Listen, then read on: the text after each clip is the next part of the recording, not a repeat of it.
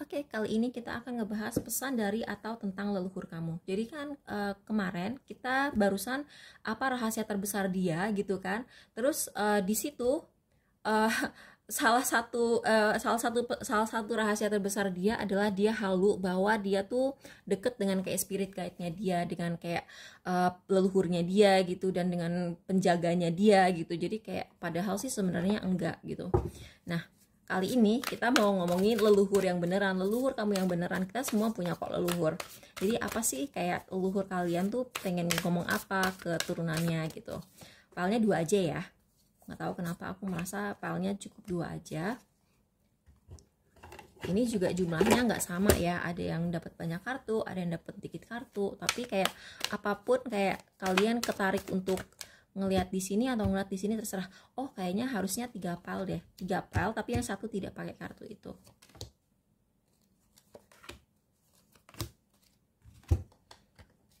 Jadi ini kayak leluhur atau penjaga kamu tuh kayak ngomong apa ke kamu. Kan kita nggak semua tuh bisa interaksi langsung gitu loh. Aku juga pernah interaksi cuman sekali kok. Itu pun harus meditasi dulu. Dan aku nggak nyangka-nyangka. Oh my god. Tadinya tuh cuman meditasi untuk kayak ya menenangkan hati aja gitu karena capek daripada ketiduran tapi pengen istirahat gitu kan. Aku meditasinya tuh ya aku tuh istirahatnya tuh dengan meditasi. Nggak taunya dikasih tahu sesuatu. Anyway, file 1 gitu kan. File 1, apa pesan leluhur kamu buat kamu? Malik of Swords. Wow, wow, wow, wow, wow. Wow, wow, wow. Ini urusannya sangat ini macam-macam sih. Intinya satu, leluhur kamu tuh bangga. Leluhur kamu itu bangga banget, dan mereka tuh kayak bangganya tuh kayak bangga, kamu mirip ya sama aku gitu. Leluhur kalian tuh pengen bilang kamu mirip ya sama aku. Jadi aku ngeliat leluhur kamu yang ngomong sama kamu itu otaknya tuh tajam. Otaknya tajam. Jadi pikirannya tajam, pemikirannya tuh tajam, analisisnya tajam. Dan mungkin leluhur kamu ini orang yang gimana ya, orang kalau misalnya butuh advice atau misalnya dia butuh kayak minta tolong, tapi minta tolongnya tuh harus yang dengan pemikiran, orang tuh biasanya datang ke dia. Terus leluhur kamu tuh kayaknya dari dulu dianya juga agak punya kemampuan gitu. Dia juga punya kemampuan dan dia bilang kamu akan mendapatkan loyalitas jangka panjang. Jadi kalau kamu sebelumnya pernah diselingkuhin atau kamu punya temen yang kayak cuma pengen manfaatin kamu doang gitu ya, dia bilang jangan pernah berhenti percaya sama umat manusia karena masih ada manusia yang baik dan kamu akan mendapatkan loyalitas dalam jangka panjang gitu. Jadi kayak misalnya kamu sering dikerjain orang di dalam percintaan, di kerjaan, dan kamu kayak sering dikasih harapan-harapan palsu gitu ya. Kayaknya suatu itu cuma pelajaran gitu, itu cuma pelajaran sesaat dengan orang-orang yang juga cuma akan ada dalam kehidupan kamu secara sesaat juga gitu. Tapi sebenarnya kamu nanti pasti akan ketemu orang-orang baik, jadi jangan takut. Buat yang pilih Paul 2, leluhur kamu pengen bilang apa? Wah, leluhur kamu itu bilang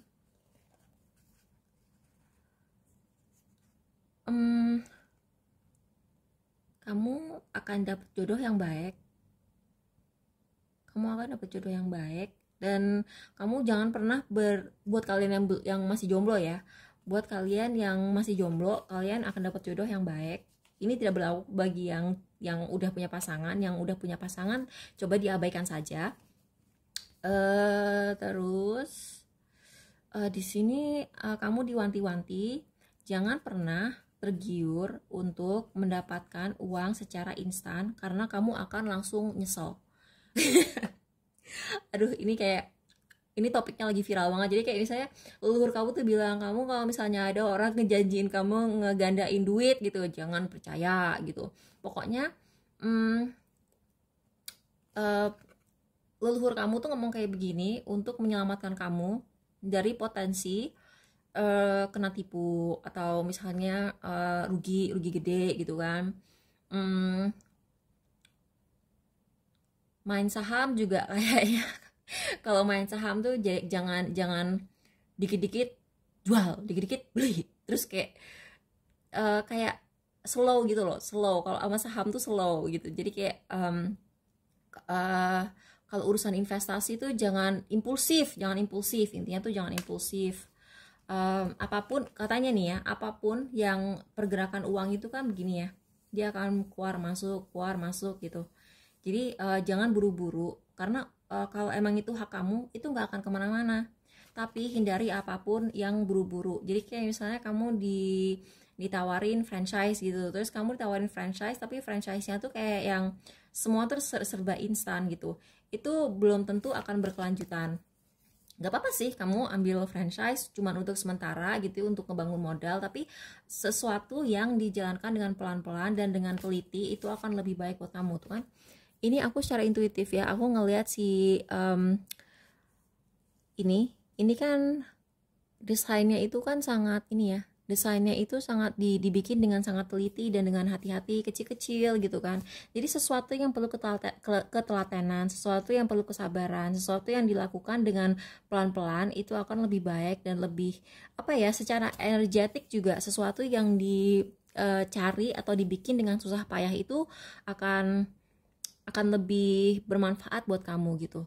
Tapi emang gitu kan, dalam kehidupan kita juga ngelihat ketika orang misalnya ngedapetin duitnya dari nyuri atau korup gitu kan, keluarnya juga cepet juga gitu, karena kita nggak ngerasain proses nyarinya gitu. Tapi ketika kita proses nyarinya susah gitu, kita lebih cenderung kayak jangan gue boros-borosin deh, ini susah kemarin nyarinya gitu.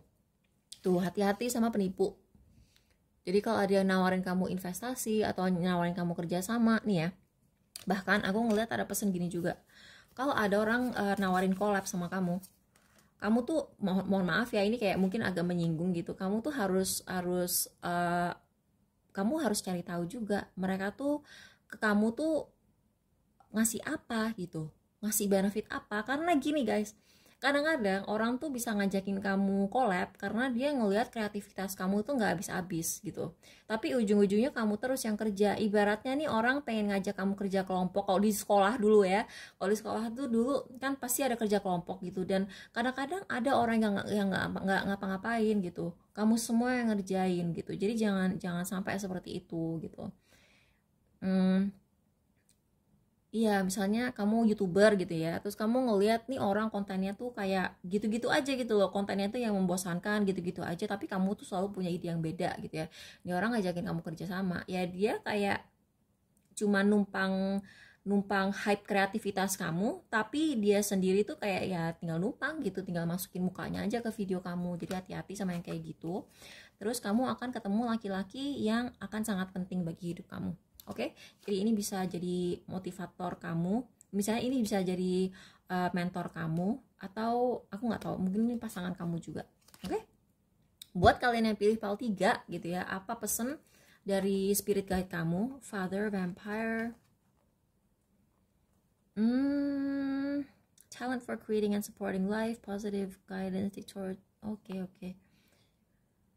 Kamu harus menjauhi seorang laki-laki yang toksik dalam hidup kamu. Orang ini punya masalah sama bapaknya. Sehingga dia itu menarik energi yang negatif dari bapaknya dan dia sebarin ke orang lain. Jadi kan harusnya kalau orang punya trauma masa kecil, itu bisa membuat dia berkembang menjadi orang yang lebih baik kan. Nah, orang ini dia punya masalah pribadi sama bapaknya, tapi dia tuh melampiaskan kekesalan dia dengan bapaknya ke orang-orang di sekitarnya. Nah, kamu harus segera putus hubungan sama orang ini, dan kamu harus mencari suasana baru. Ini simple sih, ini simple banget pesannya buat yang pilih PAL 3. Kayak penjaga kamu, leluhur kamu tuh nggak suka sama orang ini, karena sebenarnya orang ini tuh kayak gimana ya, dia tuh kayak bikin kamu capek, dia tuh kayak menyerap semua energi kamu, dia energi vampire juga gitu. Jadi sebenarnya dia punya masalah sama keluarganya, tapi kan itu bukan masalah kamu, ya kan, bukan tanggung jawab kamu untuk healing dia gitu. Kamu bukan psikolog, kamu bukan psikiater. Oke, makasih, bye.